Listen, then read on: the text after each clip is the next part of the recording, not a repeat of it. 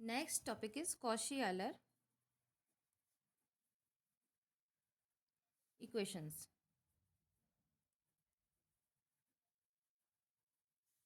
Cauchy-Euler equations short में बोलते हैं. Basically these are homogeneous linear equation. मतलब इसका जो जनरल टर्म होता है वो इस तरह से होता है. ए एन कॉन्स्टेंट है, x n, sorry this is not x n, book में गलत है. इसको आप एक्स की पावर एन कर लीजिए.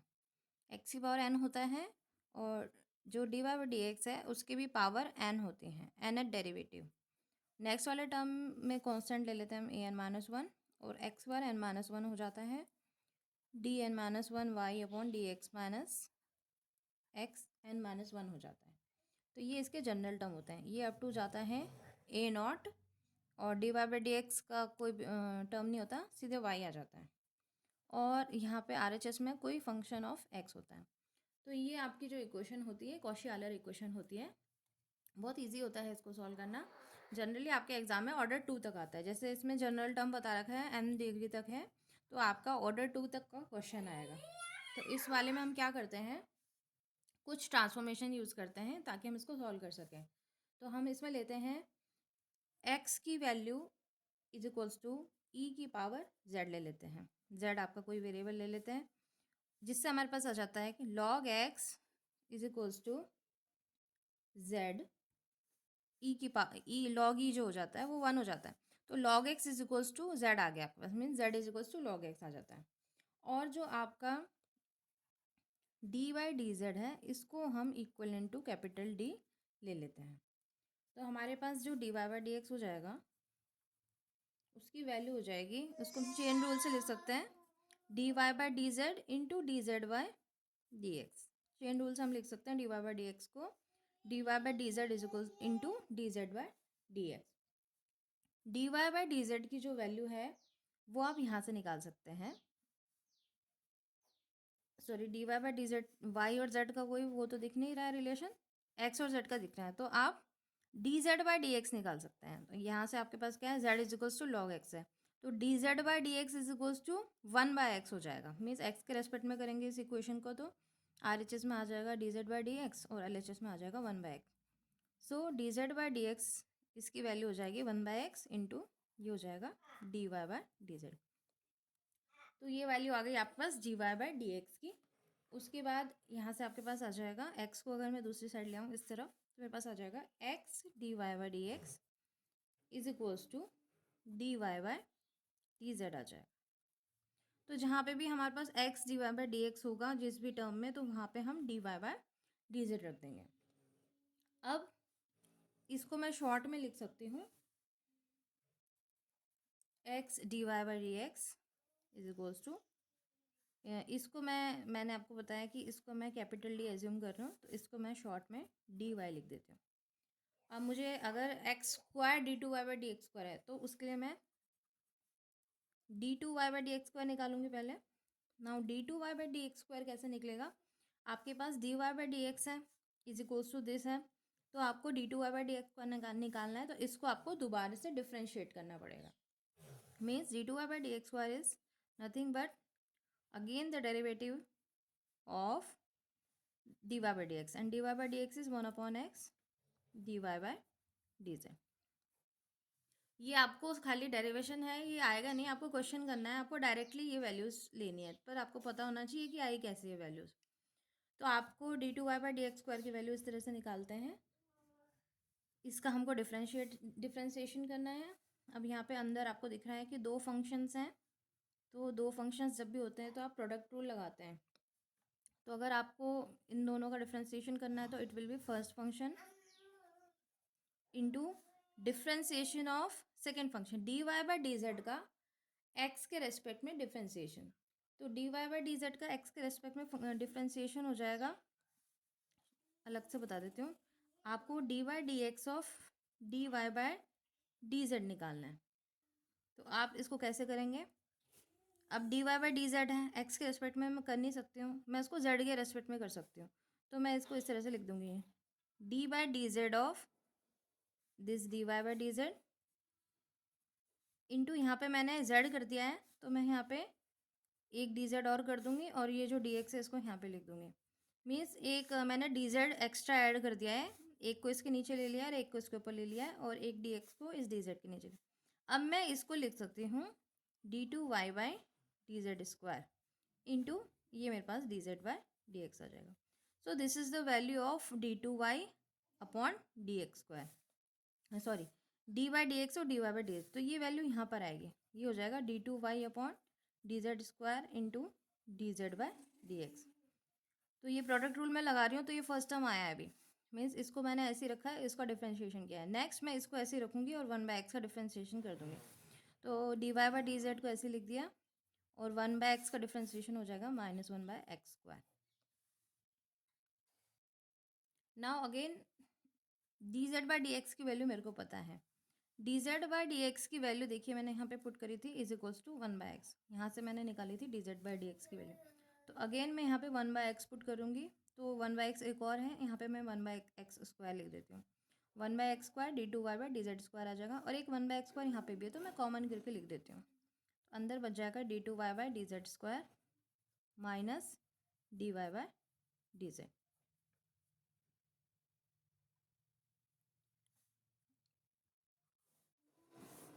जिससे आ जाएगा, देखिए d two Y by d z square. अब इसको मैं कैसे लिख सकती हूँ, डी वाई डी जेड को मैंने कैपिटल डी लिया है, तो इसको मैं कैपिटल डी स्क्वायर वाई लिख सकती हूँ और इसको सिंगल डी ऑफ वाई लिख सकती हूँ, जिसमें मैं वाई अगेन कॉमन ले सकती हूँ। तो मेरे पास अंदर ऑपरेटर बच जाएगा d square minus d of y, d square minus d of y बच जाएगा। अब ये इक्वेशन यहाँ से चल रही है। अब इस एक्स स्क्वायर को मैं इधर ले आती हूँ LHS में, तो मेरे पास x square d two Y by D x square आ जाएगा, जिसकी वैल्यू मेरे पास आ गई d square minus d of y. तो आप देख सकते हैं यहाँ पे x d y by D x की वैल्यू आई है d y, x square d two Y by D x square की वैल्यू आई है d square minus d y. इसी तरह से अगर मैं देखूँ तो मेरे पास x cube d two Y by D x cube की वैल्यू आ जाएगी डी, इसको मैं एक्चुअली फैक्टराइज करके भी लिख सकती हूँ, d into d minus one of y. तो जब मैं एक्स क्यूब का करूँगी तो मेरे पास आ जाएगा डी, यहाँ पे मेरे पास क्या था, यहाँ पे सिंगल डी था, यहाँ पे डी डी माइनस वन आ गया, यहाँ पे d d minus one d minus two आ जाएगा जब मैं इसको आगे सॉल्व करूँगी। तो इस तरह से अगर मैं nth की बात करूँ, x n d n y upon d x की पावर एन, उसको मैं लिख सकती हूँ, जैसे यहाँ पे 3 तक है तो 2 तक जा रहा है, तो इसको मैं लिख सकती हूँ d d minus one d minus two up to जाएगा ये मेरा डी माइनस, जैसे 3 है तो एक कम तक जा रहा है तो एन माइनस वन तक ये जाएगा और मैं यहाँ पे वाई लिख सकती हूँ। तो इस तरह से जितने भी टर्म्स हैं आपके पास कॉशी आयलर में, x power n d n y व d x power n, x की power n minus one d n minus one y, इन सब की वैल्यू मैं ये डी डी माइनस वन के फॉर्म में लिख सकती हूँ। क्वेश्चन कर लेते हैं, क्योंकि हमें nth का क्वेश्चन तो आएगा नहीं, ज़्यादा पावर 2 तक जाएगा, n की वैल्यू 2 तक हमारा क्वेश्चन जाएगा। जैसे आपको एक क्वेश्चन दे रखा है x square d two y upon d x square minus 2x d y by D x minus 4y is equals to x power 4। Cauchy Euler का क्वेश्चन आपको देखते ही पता चल जाता है कि कॉशी आयलर का क्वेश्चन है, क्योंकि यहाँ पे एक्स स्क्वायर है, D two Y by D x square आ जाएगा, दोनों की डिग्री यहाँ पे 2 है, यहाँ पे एक्स पावर 1 है, ये भी डिग्री 1 है इसकी, इसका ऑर्डर 1 है, यहाँ पे ऑर्डर 0 है, और ये आपका 5x है, मीन्स x का कोई फंक्शन है। तो इसमें आप क्या करेंगे, जैसे आप सॉल्यूशन में करेंगे, सबसे पहले you will say put at x is equals to e की पावर z, तो हमारे पास आ जाएगा z is equals to log x आ जाएगा, जिससे हमारे पास आ जाएगा जो हम कैपिटल डी एस को मान लेंगे डी वाई डी जेड, और x d y by D x आ जाएगा हमारे पास डी वाई।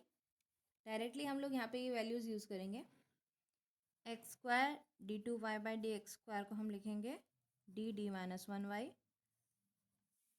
और एक्स क्यूब का टर्म तो इसमें है ही नहीं, एक्स क्यूब का दूसरा क्वेश्चन होगा उसमें हम उस तरह से टर्म लिख देंगे। तो पहले इस क्वेश्चन को कर लेते हैं, तो यहाँ पे हमारे पास आ जाएगा, जो इक्वेशन है वो ट्रांसफॉर्म हो जाएगी। हमारे पास इक्वेशन थी x square d two Y by D x square minus 2x d y by D x minus 4y is equal to x square 4। इसमें x square d two Y by D x square को मैं लिख सकती हूँ D minus 1y, इसको 2 को ऐसे लिख दीजिए। X d y by D x को लिख सकती हूँ मैं डी वाई, और माइनस 4y आ जाएगा एक्स के बाद 4। तो अब आपको इसको पुराने मेथड से सॉल्व करना है। इसको थोड़ा हम कॉमन ले लेंगे तो मेरे पास आ जाएगा, थोड़ा इसको सॉल्व करने पे d square minus 3d minus 4y is equals to, जैसे ये x की पावर 4 है तो आप इसको भी चेंज करेंगे, क्योंकि यहाँ से सब जगह x हट गया है तो इस x को भी हटाना पड़ेगा। तो मेरे पास था z is equals to log x, या मैंने x को e की पावर z माना था, x को यहाँ पे e की पावर z सब्स्टिट्यूट करना है। तो यहाँ x की पावर 4 है तो यहाँ पे e की पावर 4z आ जाएगा, e की पावर z की पावर 4 हो जाएगी, इसलिए e की पावर 4z आ जाएगा। नाउ आपका जो इक्वेशन है वो पुराने टाइप में कन्वर्ट हो गई है। आप इसको सॉल्व कर लेंगे, आप इसको CF निकालेंगे। CF निकालने के लिए हम ऑक्सिलरी इक्वेशन बनाते हैं। ऑक्सिलरी इक्वेशन बन जाएगी m square minus 3m minus 4 is equals to 0, जिससे आपके पास आ जाएगा m इज इक्वल्स टू -1 और 4 आ जाएगा। तो आपकी ऑक्सिलरी CF बन जाएगा C1 e की पावर माइनस जेड, क्योंकि x है ही नहीं है पूरा फंक्शन, इसमें जो इंडिपेंडेंट फंक्शन है, इंडिपेंडेंट वेरिएबल है x की जगह अब z है, तो आपका जो फंक्शन है CF में वो z का फंक्शन बनेगा। लास्ट में हम इसको सब्स्टिट्यूट कर देंगे वापस से, प्लस C2 e की पावर यहाँ पे 4 है तो यहाँ पे 4z आ जाएगा। तो ये आपका CF बन गया। PI के लिए आप क्या करेंगे, इस फंक्शन को यहाँ डिनोमिनेटर में ले जाएंगे तो आपके पास आ जाएगा 1/d square minus 3d minus 4 e की पावर 4z। अब आप इसको कैसे करते हैं, जो e की पावर वाला होता है इसमें आप यहाँ 4 रखेंगे, चेक करेंगे कहीं 0 तो नहीं आ रहा है। तो आप यहाँ पे 4 रख रहे हैं तो आपके पास आ जाएगा 4 का स्क्वायर यानी कि 16 माइनस 3 4 जा 12 यानी कि 4 बच जाएगा। 4 माइनस 4 0 आ रहा है, तो जब भी 0 आता है हम क्या करते हैं, एक x बाहर लिख देते हैं, एक x बाहर लिख देते हैं और नीचे ये जो अभी आपका फंक्शन है इसको डिफ्रेंशिएट कर देंगे। डिफ्रेंशिएट करेंगे तो 2d माइनस 3 आ जाएगा, e की पावर 4z आ जाएगा। अब देखते हैं कि इसमें कहीं 4 रखने पे 0 तो नहीं आ रहा है, तो 4 रखा हमने 8 आ जाएगा, 8 माइनस 3 5 होता है, तो 0 नहीं आ रहा है। तो हम सिंपली इसको यहाँ पे 4 रख देते हैं, 2 इंटू 4 माइनस 3 ई की पावर, सॉरी ब्रैकेट यहाँ पे, ई की पावर 4z आ जाएगा।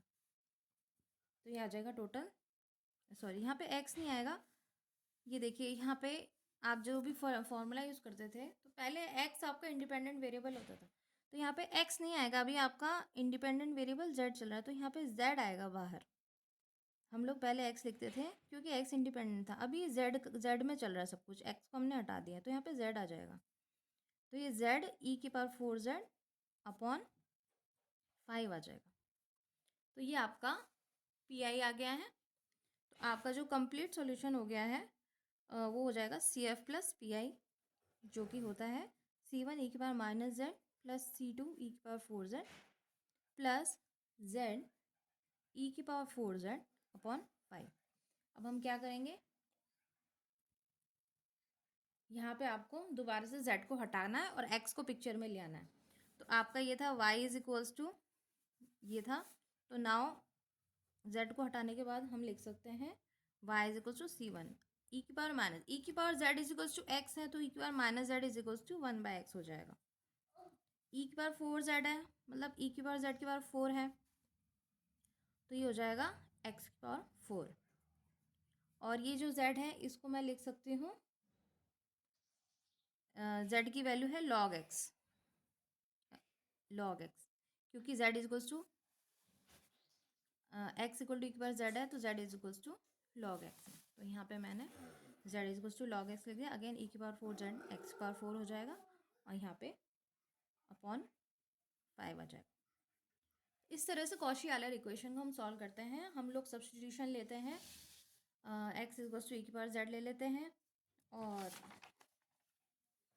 z equal to log x हो जाता है। कैपिटल D को d बाई डी जेड मान लेते हैं, x dy by D x को dy मान लेते हैं, x square d two Y by D x square को d d minus one y लेते हैं, और ज़्यादा से ज़्यादा अगर एक्स क्यूब का क्वेश्चन आएगा तो आप इसमें ये वाला टर्म भी ले लेंगे, और सॉरी यहाँ पे 3 आएगा, इसकी वैल्यू हो जाएगी D d minus one d minus to. तो ज़्यादा ज़्यादा आपके पास एक्स क्यूब तक का क्वेश्चन आता है। तो अगर आपके पास एक्स क्यूब क्वेश्चन आएगा तो आप ये लेंगे, बाकी सब कुछ सेम होएगा। फिर पूरे क्वेश्चन जो था वो पुराने वाले उसमें चेंज हो जाएगा, बस डिफरेंस ये होगा कि आपको जहाँ जहाँ एक्स लिखना होता था अब आप जेड लिखेंगे। पूरा सी एफ बना दिया, पूरा पी आई निकाल लिया, उसके बाद दोबारा से जो कंप्लीट सॉल्यूशन है उसको लिख दीजिए जेड के टर्म्स में, और उसके बाद एक्स के टर्म्स में लिख दीजिए। जहाँ पे आपका ई के पास जेड आएगा वहाँ पे आपको एक्स लिखना है, जहाँ पे आपका खाली जेड आएगा वहाँ पे आपको लॉग एक्स लिखना है। तो इस तरह से आप कॉशी आयलर इक्वेशन को सॉल्व करते हैं।